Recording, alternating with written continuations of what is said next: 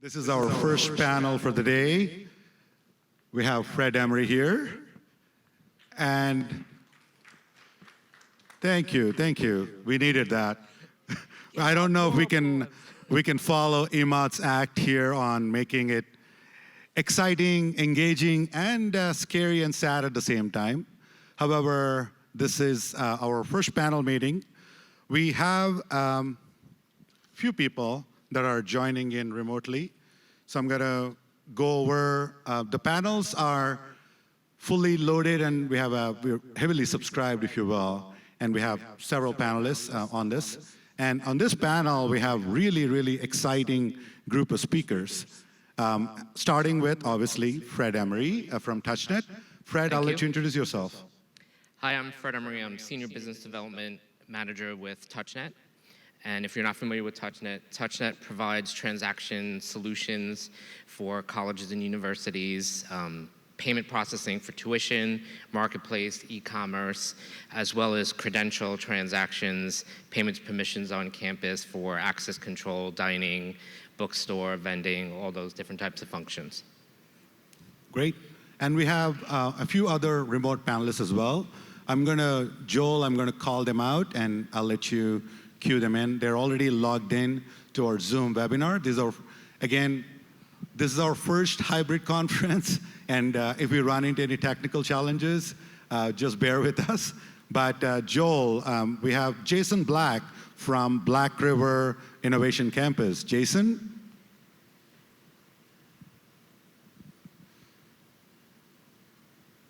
Jason, you're still muted.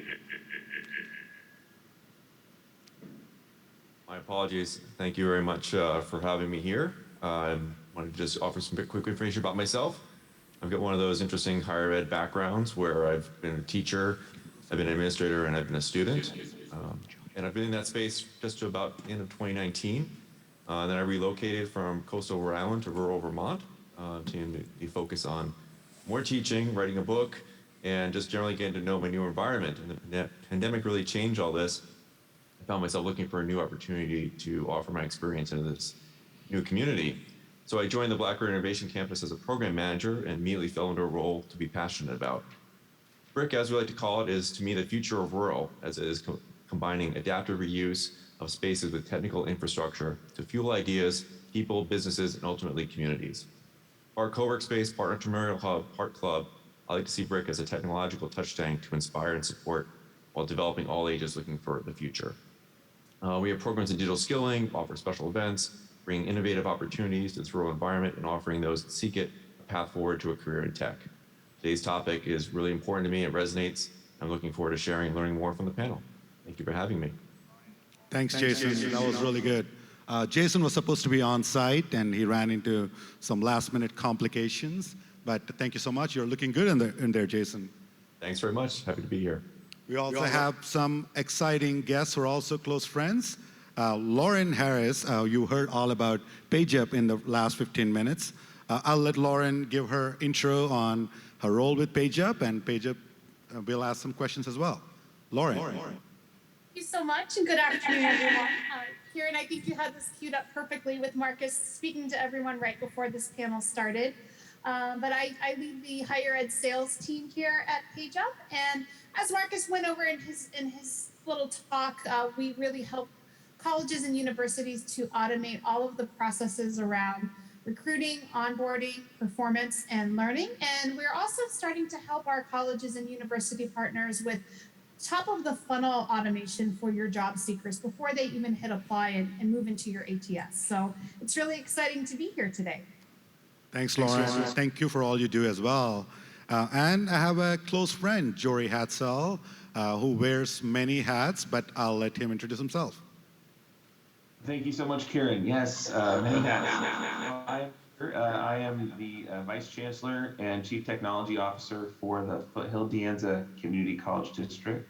We're located right in the heart of Silicon Valley, one of the largest community college districts in California.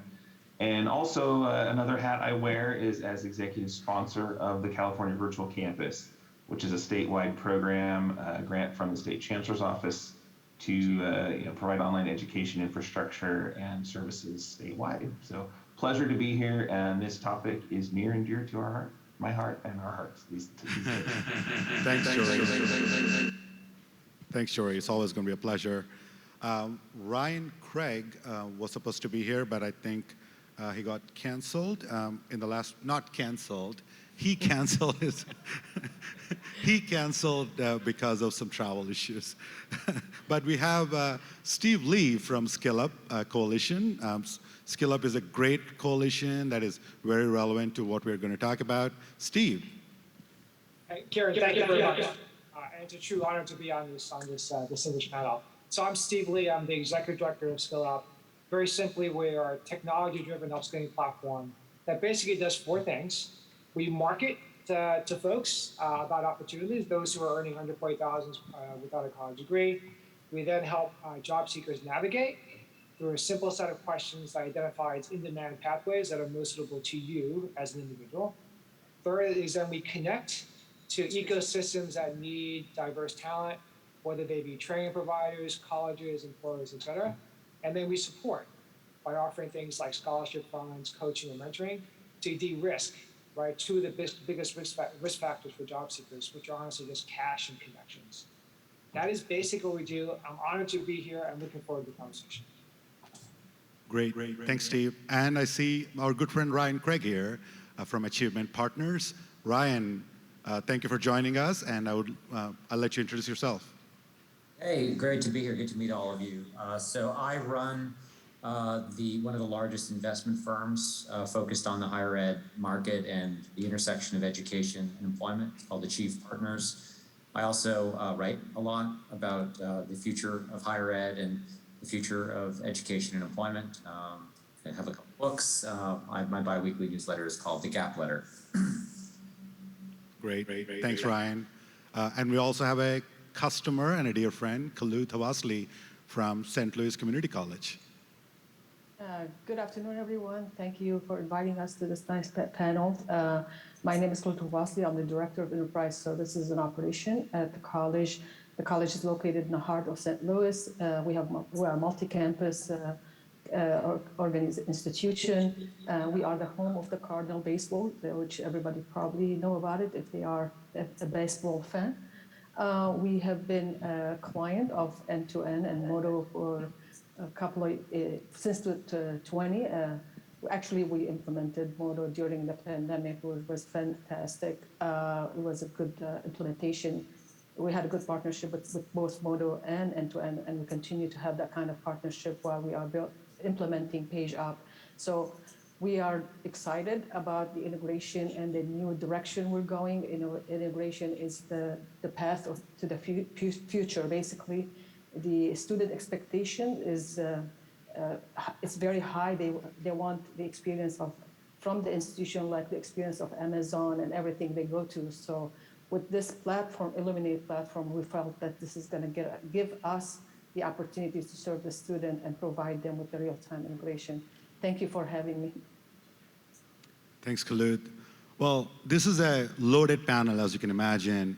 We have people that are like PageUp on this call, who are building a human capital management software, but also IT leaders like Jory Hadsell and Khouloud leading universities, and just like that, Touchnet and other enterprises.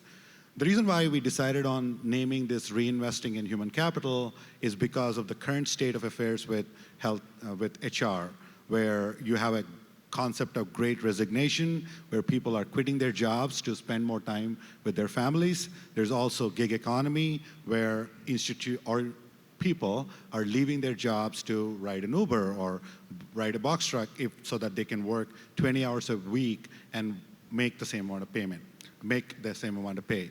So in this process of competing with gig economy, Silicon Valley, and great resignation, we wanted to organize this panel to understand how each of your organizations are building the next generation human capital re-engagement. Like, for example, Fred, what do you do at Touchnet to ensure that your employees or your staff members can stay excited about working with Touchnet?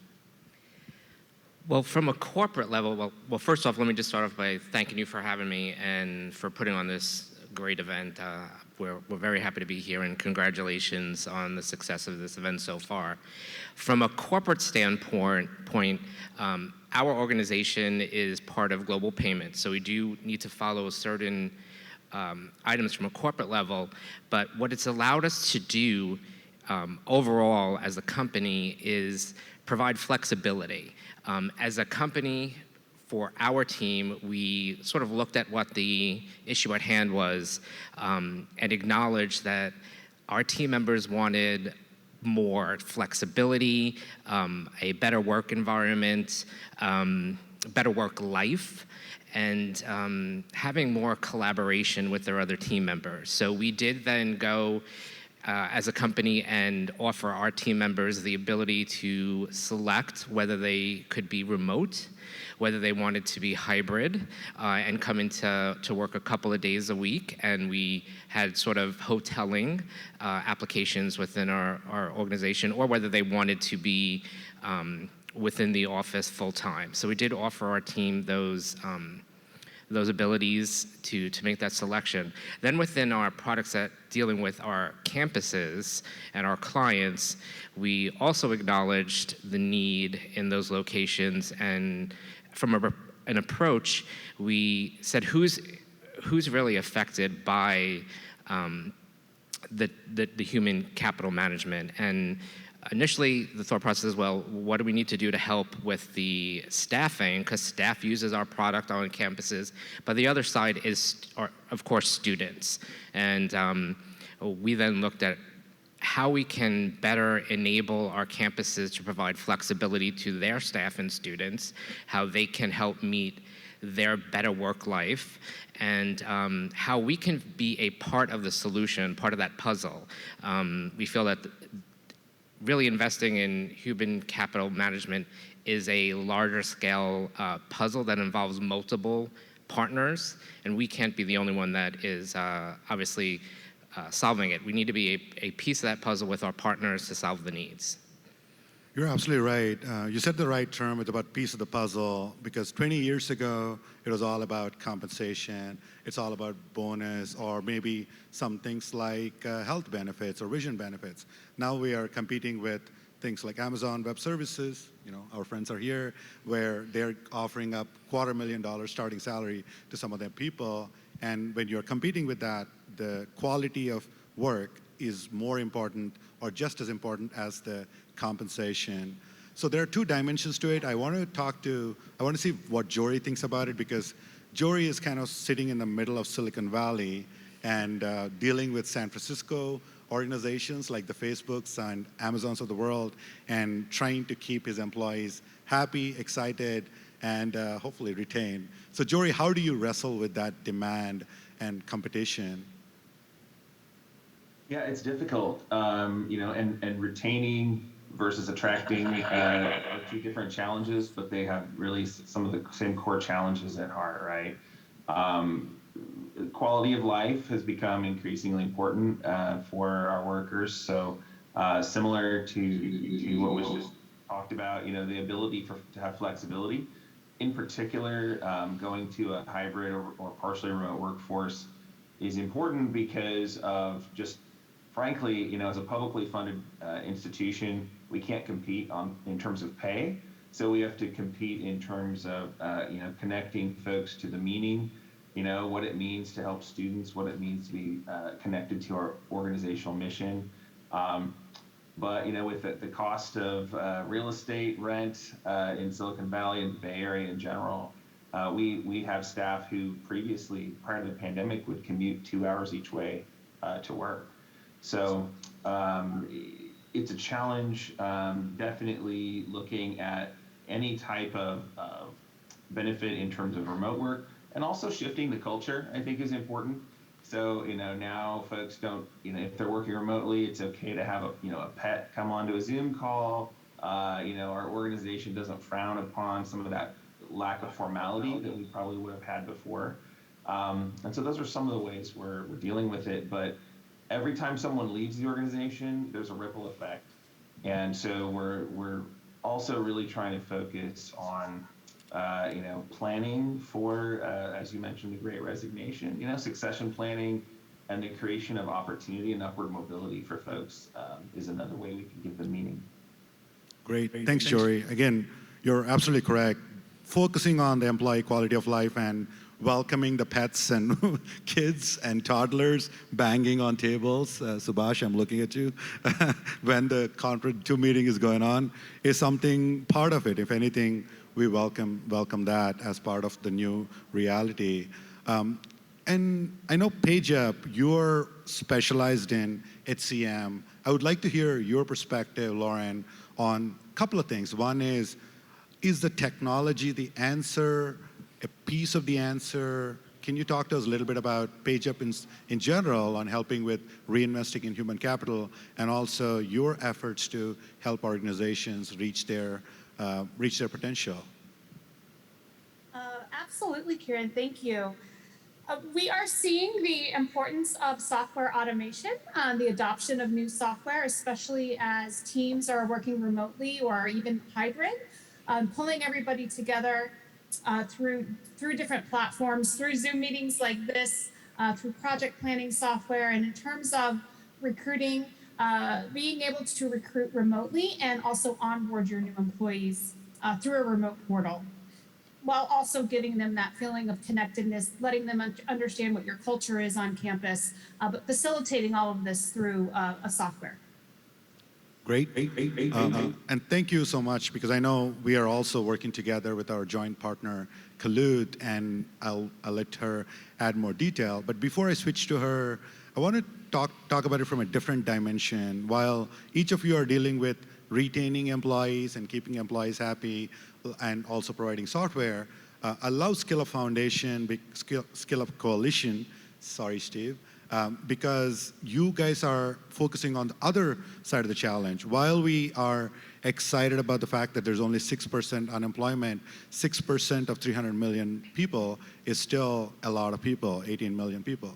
So SkillUp is doing this amazing work of, okay, I'm not gonna bore the details, but I would love to hear Steve's take on how they're focusing on this unemployed youth and helping them truly skill up.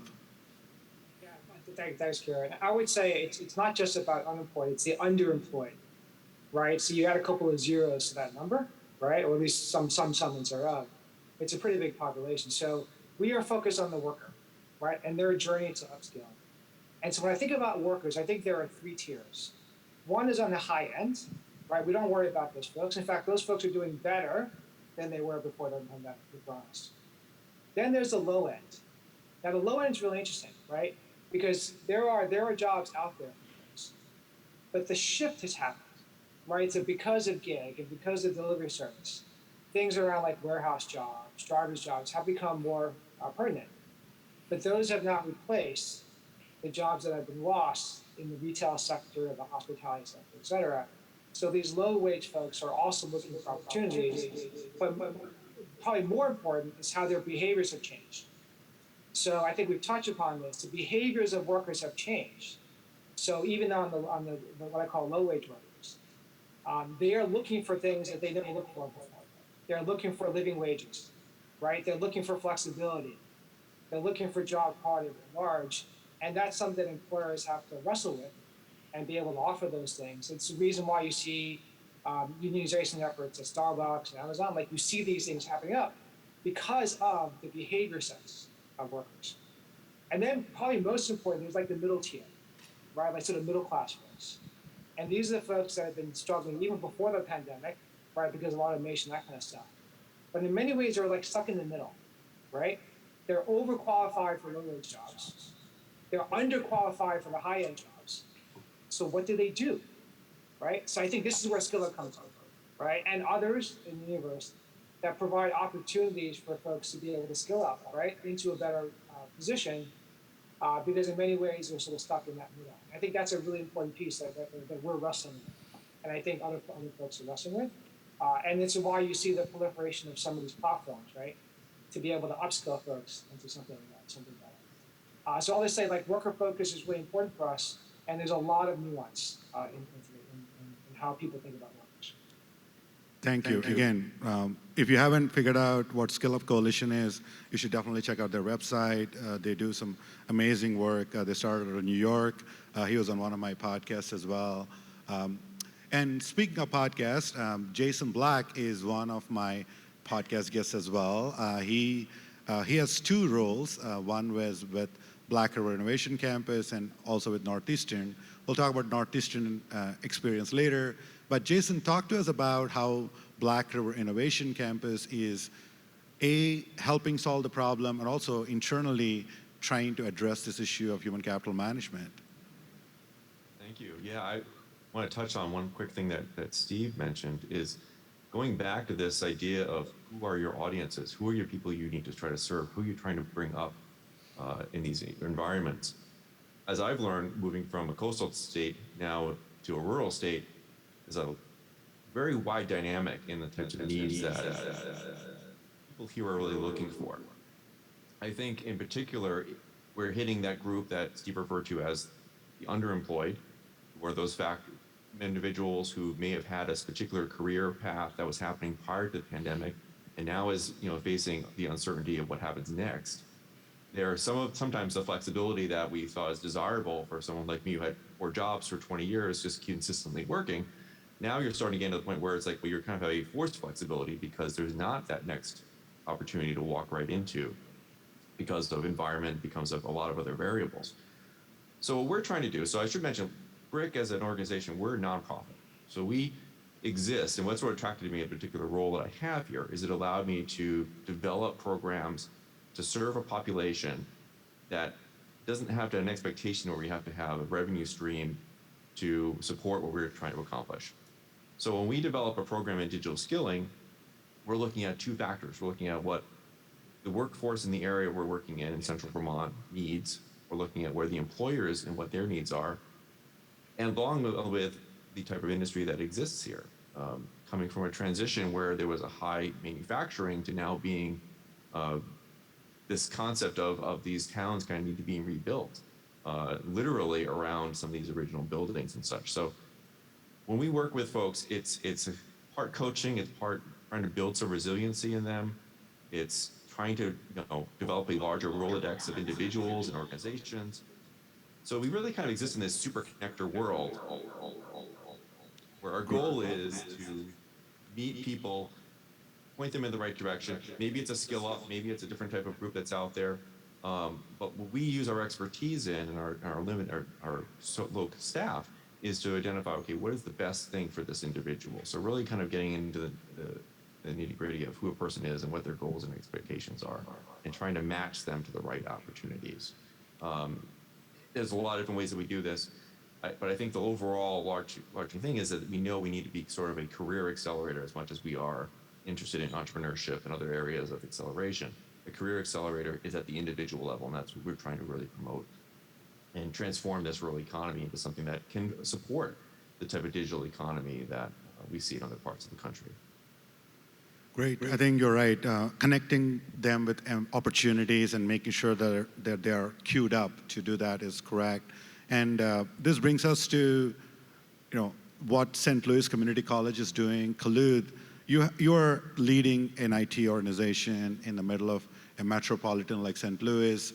What are some of the challenges you face with retention in this global economy? Because one can argue that, well, Silicon Valley is one domain, but in this new model where there's a concept of a commuter train between Austin and San Francisco, which means that people are working in Austin for companies in San Francisco, that is no longer a challenge anymore. People can work from wherever. So are you seeing those trends in St. Louis with respect to employee recruitment and retention, and also just adapting to this? Yeah, I mean, like every other institution and every company, we are facing a lot of attrition, and we are constantly recruiting new talent because even technology is changing and we're looking for different talents. The college for years have expected people to be on campus doing their job. COVID have really proved that you can work from anywhere. So we now, to keep our staff, to have retention, especially on the IT department, and we have started giving a flex schedule to allow them to kind of give them quality of life. And we're trying to look for the better way to onboard any new talent that we bring in so we can keep them. Because if you have a revolving door that people comes in and out quickly, you're really not gaining any time on investing in the newcomer unless you make them happy. So their first experience as when they come in and apply, and to keep them, onboard them, and this is a very first impression. So we're investing in a new talent management system where we can do this whole onboarding cycle to make it more seamless from the application to employment. So, and then set them up for success, basically for success. And combining the hybrid with the first impression, we're hoping to keep more talent.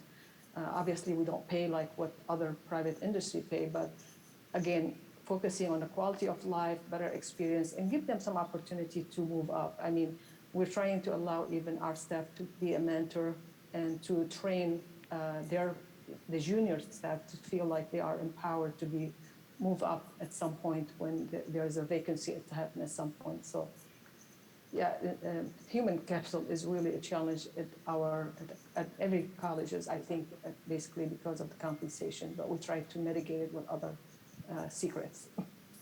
Great. You're right. I mean, empowering is a key word. Speaking of which, Ryan has a unique perspective here. Ryan is a lifelong investor. At least he's been an investor all the time I knew him, for the last 10, 12 years. He has led several investment banks.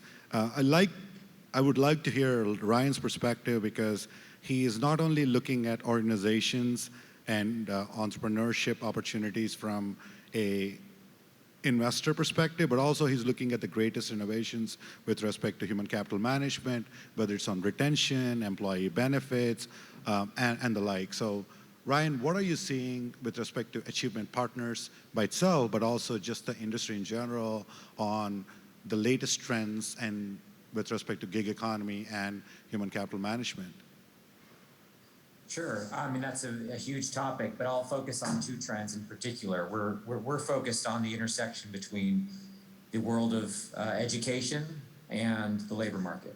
And we see a huge disconnect between what our education system is producing and what employers are seeking. And that's exemplified in the fact that we've got over 10 million unfilled jobs, and we have, still almost half of all students graduating into underemployment.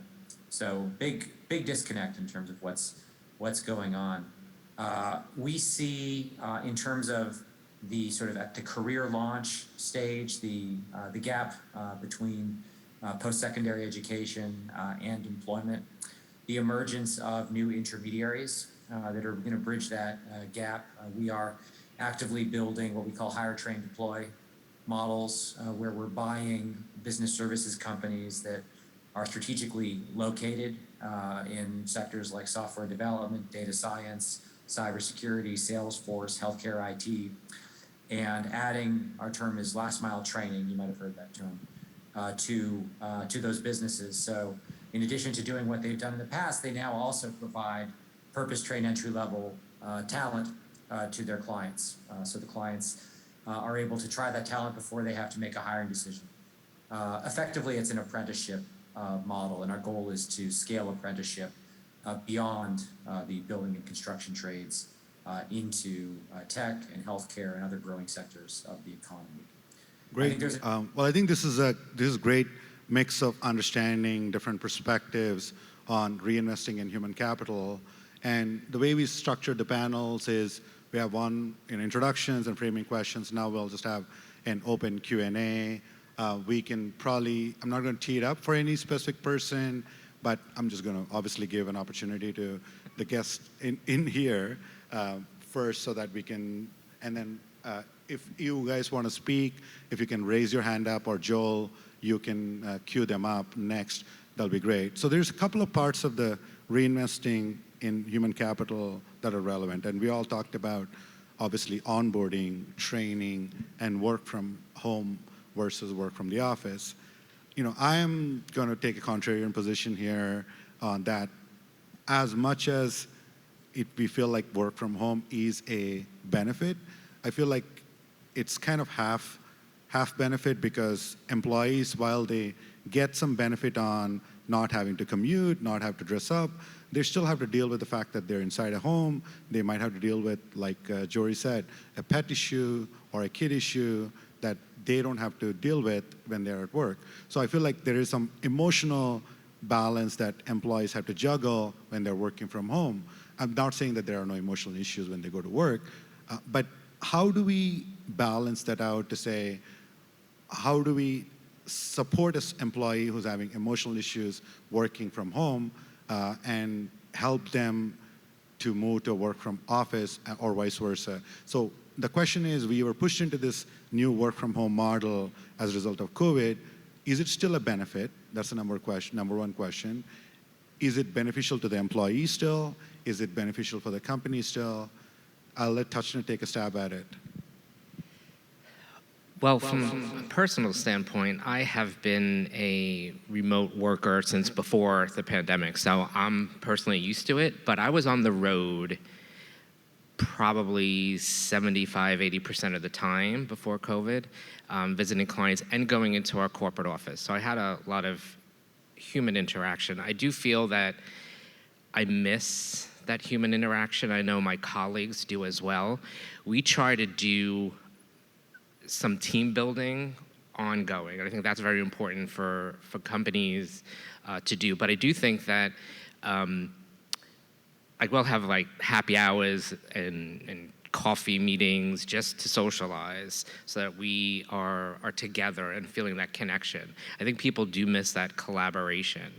We've seen a large number of our people do want to go back into the office. So I do think we'll see that happening more, and students want to be on campus as well. I think it's more starts coming into then what's that experience when you're in the office? How can we make the life better through technology and with programs to encourage people to have that positive experience within the office? Anybody else want to take whether work from home really is a good thing for an organization or an employee? Again, I'm just throwing a devil's advocate question here. Jason had raised his hand. Okay, Jason has raised his hand. This is one of those areas where it's a very tee-up kind of question for what we're doing here in Springfield, Vermont. We're actually in a 1905 old schoolhouse that's slowly in the process of being converted into an innovative co-work space. Now, when I first had this concept of coming into this role here, I wasn't completely 100% in on the be as present as possible, be in the same space. I got all those things. I mean, I worked at my last position. I was there at the last institution for 19 years. So it was almost like a second home for me going into work. But coming into a co-work space and these exist, of course, all around the country. Some of them are in extravagant, amazing looking buildings with all different kinds of privacy spaces. But because we're a schoolhouse, it's an interesting kind of co-work space because we're really in classrooms and we're constantly around each other, whether we're working in the same organization or other people working here for their organizations. So I've just found that the whole experience has been transformative for me. Completely changed my perspective on how I work now, because even though I'm not with the day-to-day coworkers of certain organizations I work with, I'm with other coworkers, and we share a lot of community around that experience.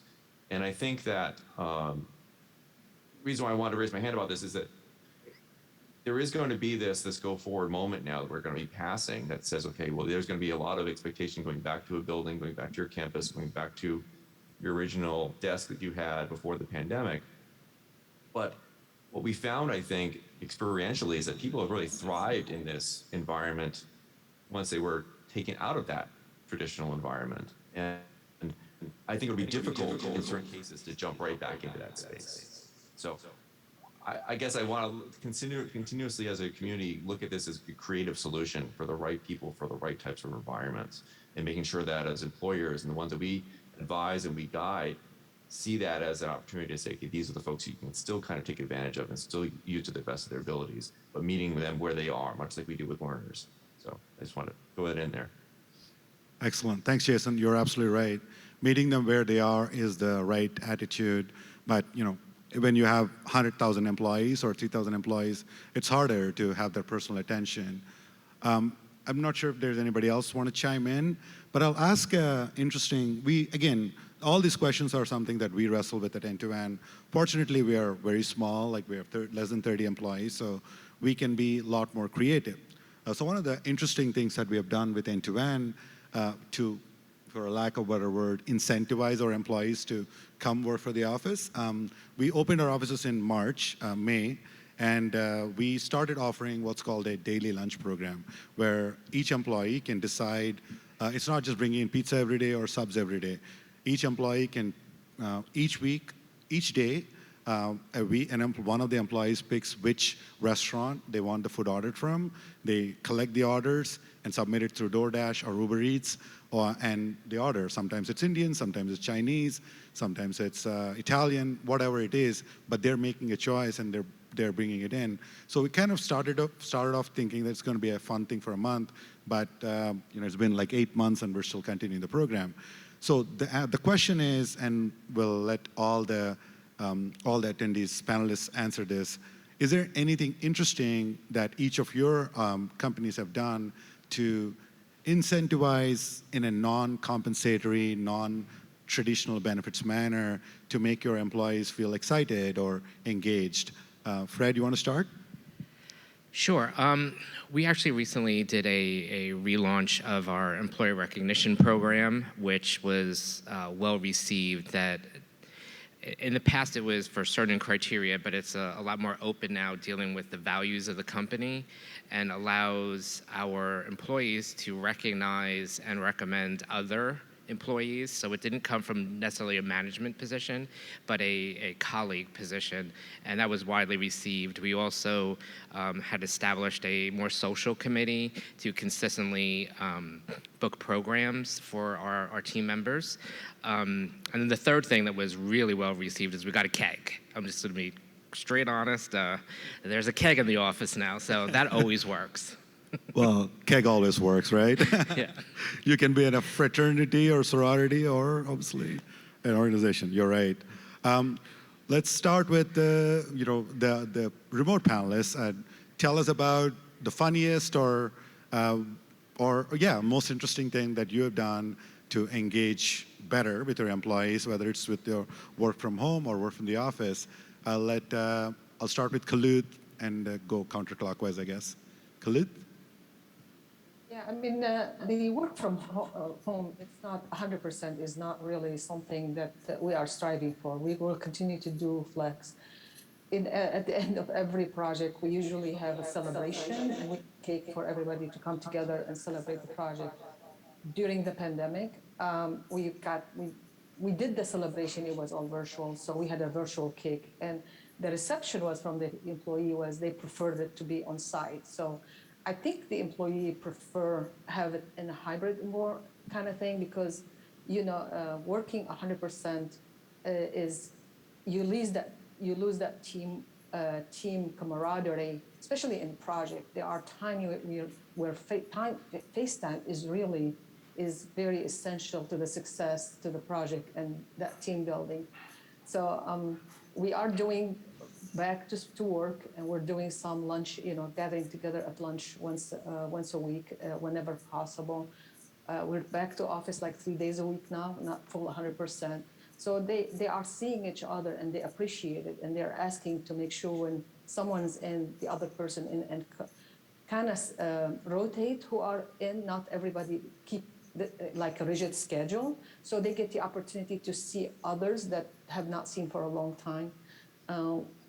We also have invited everybody at one time when we had 2 retirees who left.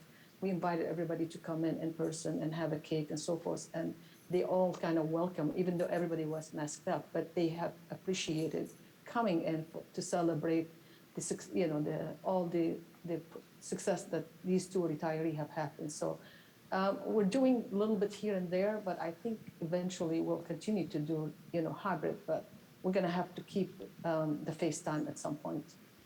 Thanks, Khouloud. I'm being reminded by my time minders that I have 5 more minutes left, so Ryan, I'll let you go next. Both, whether it's whatever, something interesting you're doing at Achievement Partners or any of your organizations that are doing outside of a keg, of course. Look, I mean, the big trend within the enterprise is upskilling and pathways.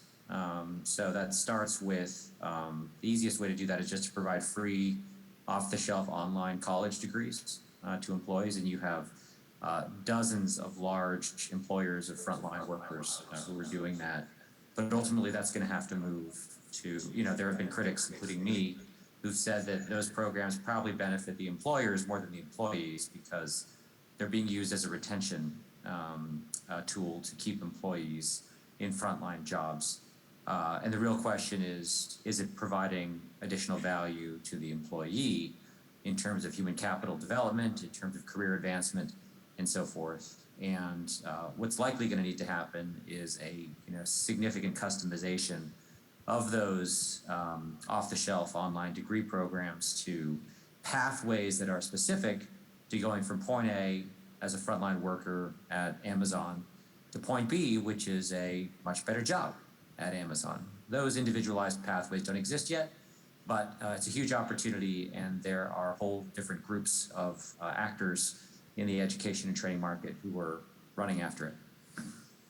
Thanks, Ryan. And you're right, upskilling is absolutely critical. We also, one thing we are also trying to do more within End-to-End is also doing cross-training, where we have a DevOps team getting into product, and vice versa.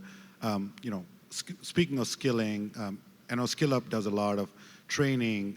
Can you talk to us a little bit about what are some of the techniques that you're recommending to your member organizations or your employees? First of all, I echo what Ryan says. It's a huge issue in the space. So listen, we are a small startup with 15 staff, so there's only so much we can do. There are two things that we do just internally. One is just during meetings, we have what's called shout outs or my bads, right? We just shout out things that other staff have done that are really, really good, but also you acknowledge sometimes the my bads. And that brings a level of transparency that I think staff appreciate and has kept people engaged. And then there's actually, this is very small, but there's actually an app called Hey Taco, which gets integrated into our Slack, where you can send a taco to someone to shout out, to set some of the things that he or she have done. And if you accumulate X number of tacos, you get a prize. And shockingly, it's been such a huge win for us because people just taco each other all the time. And so I love it. And just a very small, we spend like $5 a month doing it. And I think it's awesome as a very simple tool. That's great. That's very, very interesting. Lauren, I know you're also I know that you're in the HCM business, so you probably have some interesting ideas on how you're implementing some employee excitement, training, or opportunities within PageUp, and also your member organizations. I would love to hear your thoughts on that. Sure. One thing at PageUp, we have always been largely remote. We did have a small office in New York City that was dismantled after the pandemic hit, and we have not leased a new office space. So all of those employees that were used to seeing people every single day, it was a big turn for them to go completely remote, and we are still that way. So we do rely a lot on social committees, Slack channels, and one thing that we're doing actually tomorrow morning is it's called an escape room. So it's through a third-party provider, but they split the team into 4 or 5 different groups, and we all have to escape from the room that we are in. And this is our second round of doing this. It's been really, really popular, and it's just really great team building and something a little bit different to do. I don't know about that. Every time I go into an escape room, I get trapped. So Jory, talk to me about I know you're leading 2 organizations, both with California Virtual Campus and Foothill-DeAnza. Where do you see some of the exciting things you're doing that we can all learn from? Well, I think I want to start giving tacos out for one. That's pretty exciting. I love that idea. One thing for folks who work at our campuses that it's not that exciting, but it's a real huge benefit is, with flexibility, time flexibility. And for us, traffic is a huge issue. So, if folks can leave the office early enough to miss some traffic, get to home and work for a few more hours, that's a huge benefit for them. So that's something that, we're trying to enable wherever we can.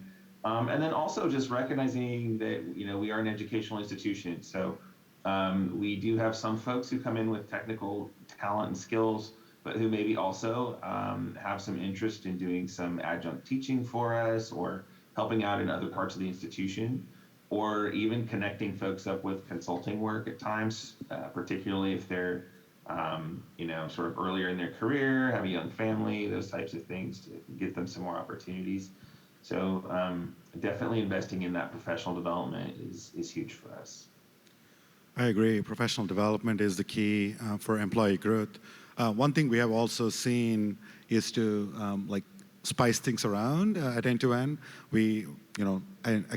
I'll talk a little bit about keynote in my keynote, where we're asking people that they have never done anything before. Like Arjun, who's a programmer, has now figured out, he used to sing before, but bringing those internal talent is also makes them more passionate and excited. Jason, I know we are running out of time, but I want to hear your thoughts on what you're seeing from trends perspective, both from Northeastern and Black River Innovation Campus.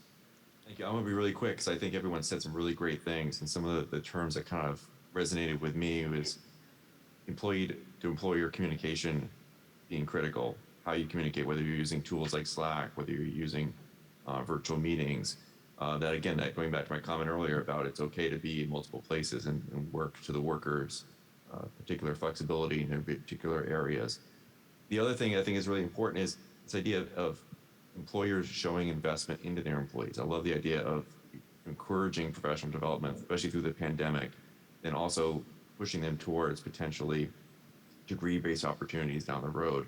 Also that they can show that we value each person individually for the skills that they're bringing into the organization. I think that needs to really be continued and be celebrated as much as the cakes and the tacos, all those great things. I think it's working with SkillUp, working with all these different groups to show your employees that you have invested in them and you want to see them try new things, feel like they can be at a job for 19 years or be at a job for 5 years or 10 years, whatever that term might be best for that individual. So I'm really encouraged by what everyone shared here, and I think this is a good representation of what's really to come as we move away from this pandemic, hopefully.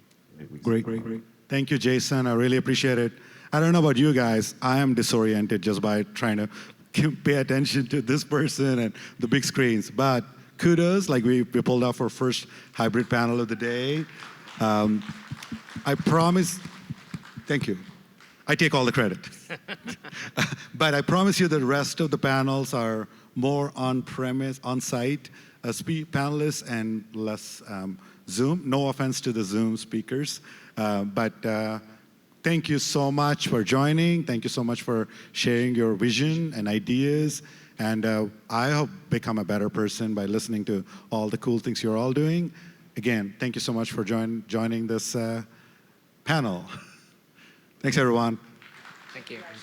Thanks, everyone. Be well, everyone. Take care, guys.